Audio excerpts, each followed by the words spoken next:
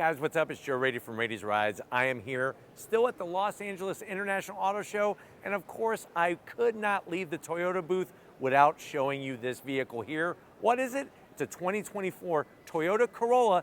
This particular one is the hatchback and it's a SE trim. But before we get into this sporty styled special spec Toyota Corolla, let's talk about what's going on here. The Corolla is still going strong. Even though Toyota is bringing new models and redesigns, they're still bringing the business when it comes to that compact car versatility. You could get it in a four-door sedan, and you could still get it in a hatchback. Now, what's fascinating is when we talk about the hatchback, there's still a lot of chatter about the GR Corolla. We went on throttle many times, we went off throttle many times, but I really feel like because the GR Corolla is so good, it owes a lot to the standard hatchback. So what I want to find out is if you're looking for that compact car hatch, but you don't want the performance of a GR Corolla, is this Corolla hatch SE the best way to go? Let's go ahead, let's dive in and find out. Right off the bat, I love what's going on with the color palette. You have the bright metallic silver, the two-tone, and I'll show you those wheels when we go around the bend. But as we start at the front of the business, you're gonna get that updated headlight style that was new for 2023, continuing into 2024, LED daytime running lamps, LED headlights. I love the nice angles and how the silver really shows the edginess of the Corolla. Working our way down, you do have some gloss black, and on the SE trim, they do not give you fog lamps. You have to go up to XSE. So I'm not gonna zonk that because of the trim that this vehicle is. Now, as we come across that traditional, what you find on a Corolla, large open grille area, you do have that metallic blue gloss black grille area, fully functional, that lower lip that extends down, and then of course that Toyota badge prominently displayed. Now, as we rise up, I still dig the clean lines. They rise up in the front fascia, go into the hood, and then boomerang off the edge towards the A-pillars. Underneath the hood, you're gonna get that one engine and one engine only. It's a 2-liter inline-4, naturally aspirated engine, 169 horsepower, still mated with a CVT. I think the big zonk is if you want the hatch, you can't get a manual anymore. You gotta step up to GR Corolla. But let's continue. We come around the bend. I think the thing that really gravitated my attention towards this vehicle are these spectacular bronze wheels. Absolutely love the V-spoke design. It has so much style to it, especially with the silver. And if you're wondering, well, Joe, what's the size of this wheel? You're looking at an 18-inch wheel. Love the way behind there, of course, you're gonna get your braking capabilities. They reworked the suspension because this is an SE, so the braking and the suspension has been tuned for a little bit sportier setup. But I think what I like about the Corolla is there's no cladding on the sides like you find on a WRX. Everything is painted this nice bright silver. Now, as we rise up, you have that sparkly, it's almost like your grandpa's bowling ball, sparkly metallic black into the roof, and the blue, the metallic flake, the metal flake, it's actually blue, not silver. So it really gives it a nice touch. You'll get the same feature on the mirror caps. You got your LED turn signals, and from the side, like I said, with the two-tone color and those bronze copper style wheels, to me, it really pops out nicely. Coming down the rest of the vehicle, you got that nice body line that comes into the rear fender area. And then of course, that two-tone, they worked it really well. They cut it right at the rubber trim underneath where those window openings are into the rear quarter. And then just like we started before, very similar design to the taillights, LED taillights, looking great. Bringing it into the rear hatch, you got your SE badge, everything blacked out to be a little sportier, your Corolla badge. And then of course, as we go all the way down, simple, clean. I like the way they got rid of those fake exhaust things that they were sticking on here.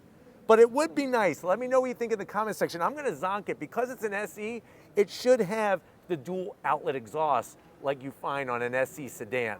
Let me know how you feel about that in the comment section.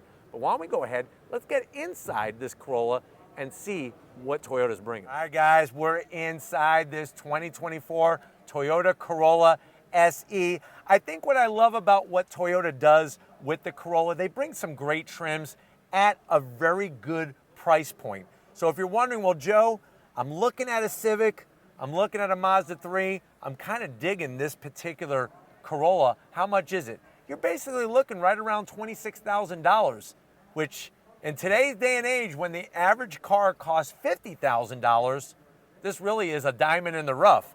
But let's see what you get for the money. To the door panels. Even though you go SE trim, you're getting soft touch material, you're getting that white contrast stitching, and look, they got rid of the stupid gloss black on the door handle.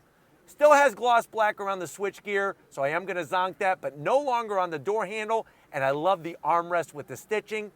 Door pocket, good size. You could easily get, I would say, 10 Dunkin' Donut, little small donuts in there, and a bottle of Yoo-Hoo to wash it down. Now, when you go from the door panel to the dash, the munchkins, I almost wanted to say midget, and I knew that that was not socially or politically correct.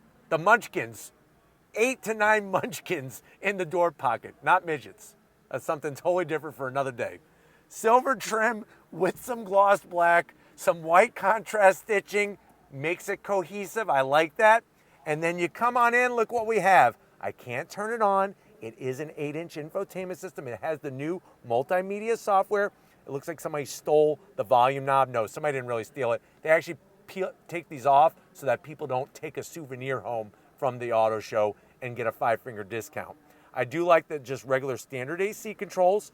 Wireless charging on an SE trim. USB-C, nicely placed up top there. More stitching.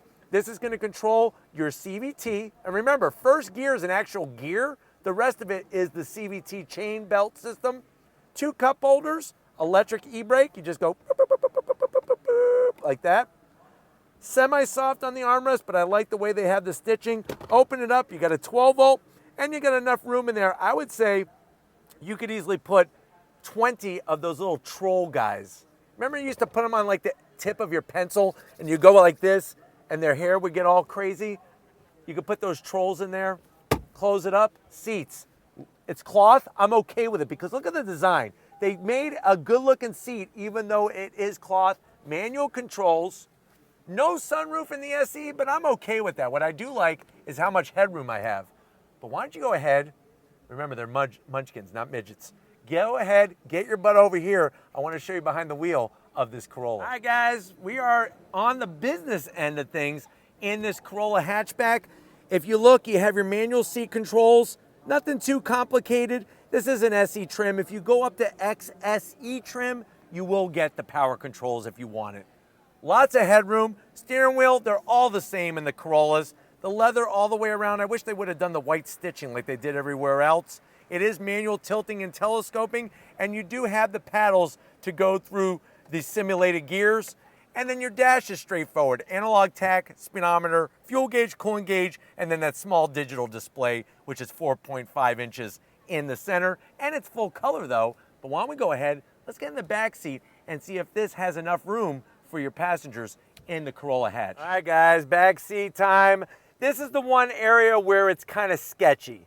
And what I mean by that is it's a little on the tight side. It's definitely tighter than a Civic hatch. I'd say it's gonna be almost as tight as a Mazda 3 hatch. But it's nice to have a hatchback option of the Corolla. Large pockets, easily put your trapper keeper back here, maybe your pencil box. You do have 2 USB-Cs, which is great. And then overall, I'm 6 feet tall. I got plenty of headroom. It's just I feel a little tight in the shoulders. I guess if I was the only one sitting back here, I'd be fine. But we all know how that goes. Sometimes random people jump in the cars with you, no matter where you are. Armrest, it's on the softer side. It's just the cloth feels like sandpaper on the armrest. Not my favorite. 2 cup holders, but I guess the good news is if you have like a callus, like some dry skin, you could get it off like that, and then now it's all gone. But why don't we go ahead, that's kind of gross. Let's get into the cargo area and see how much room there is in this hatchback Corolla. All right, guys, this is a hatchback. Time to get underneath the hatch. I do like the way they have the blacked out Toyota badge on top of all the other badging. You're gonna go ahead and underneath here, you're gonna hit. It is manual lift. Use a little bit of the muscles. Now the challenge is that this is probably one of the smallest when it comes to cargo space. They do give you some nice nooks for a couple boxes of Twinkies on each side. But what's great is that it is easy to fold the seats down. I mean, I don't know how much easier they can make it by just having the buttons nice and high, and then you push down, and look how flat that is. That's gonna make it very easy to get things in and out of the cargo area. Underneath the back, we lift this up, you do have a spare. Now the fascinating thing is that if you eliminate the spare, you could actually option in and eliminate the spare, which allows you to have more cargo room, higher cargo room, because then this floor is gonna be lower.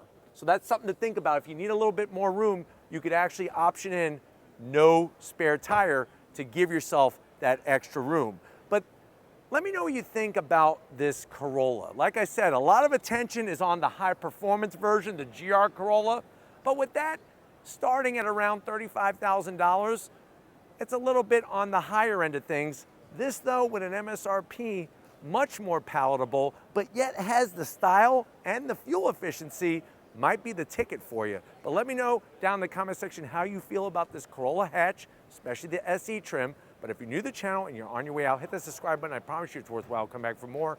If you are a subscriber, thank you for being part of the Raiti's Rides family. Of course, we need to give it to the person that just brings a smile to everybody's face here at the convention center with her love and her open arms, big hugs. When you see LG Raiti, get a big hug from her. They're the best in the world.